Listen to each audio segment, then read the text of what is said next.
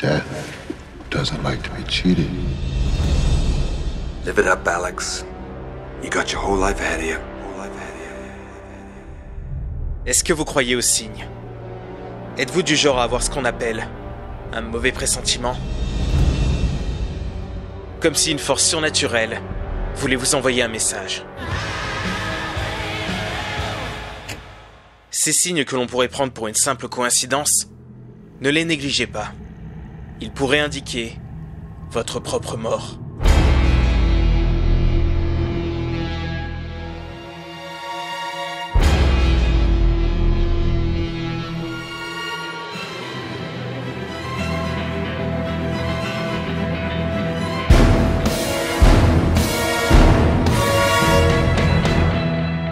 Et si votre mort était aujourd'hui? Nous avons tous une manière différente de réagir quand on est confronté à la mort. Le déni. Fuck no, and I don't care. And you shouldn't care either, man, because what you tell me right now is straight bullshit. La colère. Don't you ever fucking tell me what to do, alright? I control my life, not you. La folie. And so now it's kill or be killed. La résignation. 4 years ago, my husband died. Now, Tim, there's nothing left for me. Ou même l'acceptation. Maybe if we all stick together, I'm at peace with it, and I'm ready to go. Mais si vous saviez comment vous allez mourir, et que vous aviez la possibilité d'empêcher ça, que feriez-vous? There's gonna be a huge accident. We're all gonna die. I just saw it. Et surtout, croyez-vous que cela restera sans conséquence? Your friend's departure shows that death has a new design for all of you. In death, there are no accidents, no coincidences, no mishaps, and no escapes. Parce qu'ici, on ne peut pas échapper à la mort. Elle sera toujours là pour finir le travail, un jour ou l'autre. Tout ce que l'on peut faire, c'est retarder l'échéance. What if it still is our time? If it is, then it's not finished. And we will die. Now, not later. Même si on lui échappe une fois, elle finira par revenir à la charge. Et personne ne sera épargné. 2 deaths? Okay, all right. That's a coincidence. 3? That's a pattern. Sauf qu'ici, la mort n'est pas réellement quelque chose de palpable. Ce n'est pas un démon, même si les films font référence au diable dans ce cas-là. C'est surtout le vent qui est utilisé pour montrer que la mort est peut-être présente à ce moment précis. Ce qui peut rendre parano.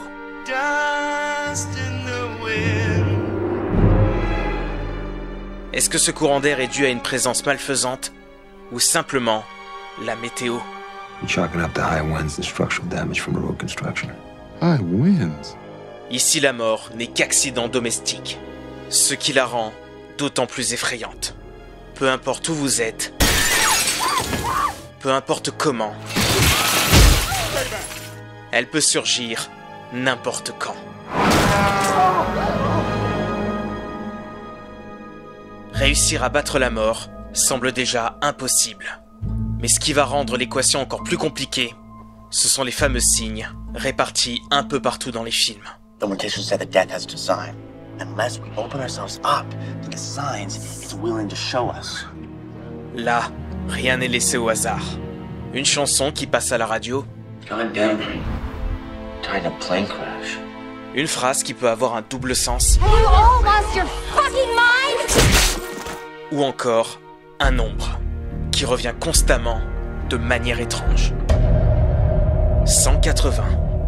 Peu importe comment. At 180 Corporate Consulting. Peu importe où. Ce nombre reviendra toujours. Le déjà-vu n'est jamais une impression avec ces films. Ils ont tous une connexion et finissent par se répondre d'une manière ou d'une autre. Ce qui n'est jamais un bon présage ici. It's like déjà vu. My wife said that déjà vu is like God's way. Tout peut revenir à un moment sans qu'on ne le réalise forcément au premier abord. Ce qui offre une possibilité de revisionnage quasiment infinie. Une marque de vêtements, un jouet, un chiffre connoté, ou même une simple phrase. Life's a bitch. On se dit alors que n'importe quel plan, N'importe quel détail de près ou de loin peut être une intention de réalisation.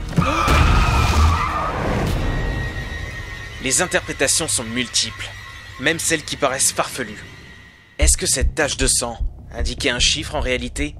Est-ce que ces marques disséminées un peu partout ont une signification cachée? Les vêtements que portent les personnages, leurs noms, leurs bijoux.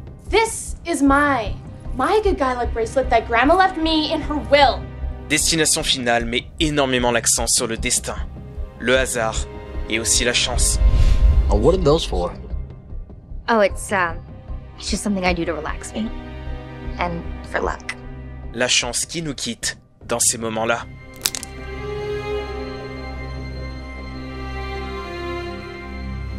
Le fait que nous ne sommes que des marionnettes d'un destin inéluctable. Et c'est ça que j'adore dans cette saga. C'est que tout est dans le détail. Certains sont subtils, d'autres moins, mais ils sont toujours là. Notamment la façon dont vont mourir les protagonistes. Oh shit! Oh shit! Ça, c'est une mort parmi tant d'autres dans la saga. Et pourtant, elle avait déjà été annoncée. On peut voir l'illustration d'une guillotine lors du générique d'ouverture, mais surtout, ce plan. There they go. There we stay. L'avion sur ce plan coupe le visage de Billy, exactement à l'endroit où il se fait décapiter ensuite. Et ça n'arrive pas qu'à ce personnage. Des indices que l'on ne remarque pas forcément au premier visionnage, mais qui nous paraissent évidents ensuite. Et c'est comme ça, dans toute la saga. Peu importe la qualité des films. Les présages de mort sont visibles pour les personnages, mais aussi pour les spectateurs, qui peuvent essayer de décortiquer le tout, pour tenter d'anticiper. C'est un véritable jeu de piste. Un jeu de piste pas évident au premier abord, surtout si les indices sont très nombreux, vu que n'importe quoi est susceptible de tuer quelqu'un.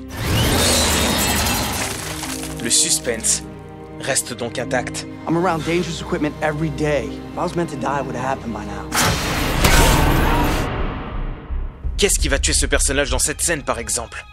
Est-ce un incendie qui avait déjà été annoncé par l'apparition du Phénix à de multiples reprises? Est-ce le broyeur après avoir littéralement perdu son porte-bonheur dedans? Ou bien ne serait-ce pas plutôt une échelle qui lui empale l'œil droit? Les avertissements étaient pourtant semés un peu partout. La poupée borgne, le choix de la marque iMac, i ayant une prononciation semblable à œil en anglais, ou les lettres aimantées au frigo, celles se rapprochant le plus de la forme d'une échelle, qui tombe pour laisser place au mot aïe. I never thought I could see my own death before it happened, Wendy. Les hallucinations qui se reflètent dans le miroir dans le 1 et le 2, les photos dans le 3, les visions dans le 4, avec la phrase « c'est maintenant », visible un peu partout, pour prendre tout son sens. À la fin, la phrase « ça arrive » est embarrée pour laisser place à « c'est maintenant ». Tout est sous nos yeux, tout est clair.